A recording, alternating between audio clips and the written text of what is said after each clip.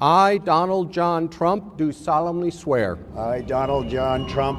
আগামী ২০ জানুয়ারি যুক্তরাষ্ট্রের ৪৭তম প্রেসিডেন্ট হিসেবে শপথ নেবেন ডোনাল্ড ট্রাম্প। এই ঐতিহাসিক দিনে বিশ্বের বিভিন্ন শীর্ষ নেতা ও গুরুত্বপূর্ণ ব্যক্তিরা দাওয়াত পেয়েছেন। তবে এই অনুষ্ঠান ভারতের জন্য একটু ভিন্ন রকম। ভারতের প্রধানমন্ত্রী নরেন্দ্র মোদী ট্রাম্পের এই শপথ অনুষ্ঠানে উপস্থিত থাকবে না।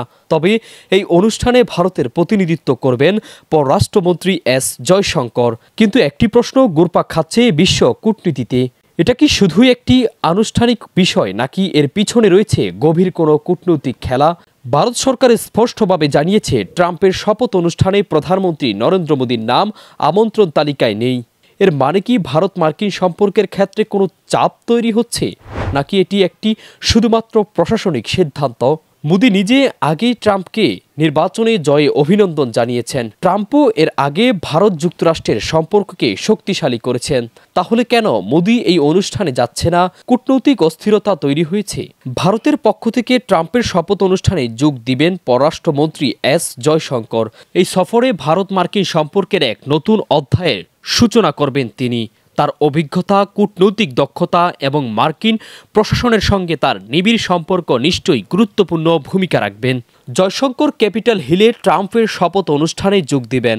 তবে তার এই উপস্থিতি শুধুমাত্র শপথ গ্রহণ পর্যন্ত সীমাবদ্ধ থাকবে না।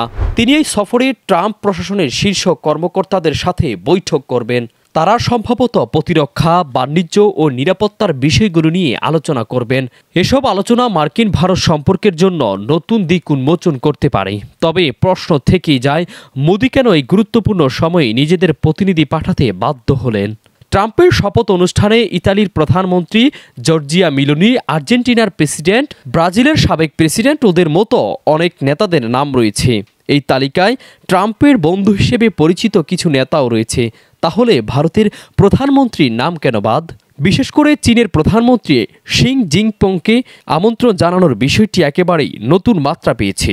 যদিও সেই অনুষ্ঠানে যোগ দিবে না চীনের প্রধানমন্ত্রী, তবুও এই ঘটনাগুলো ভারতের জন্য উদ্বেগজনক হতে পারে বলে মনে করছেন বিশ্লেষকরা। মাহবুবুর রহমান জিসান, নিউজ ডেস্ক, জবাবদিহি।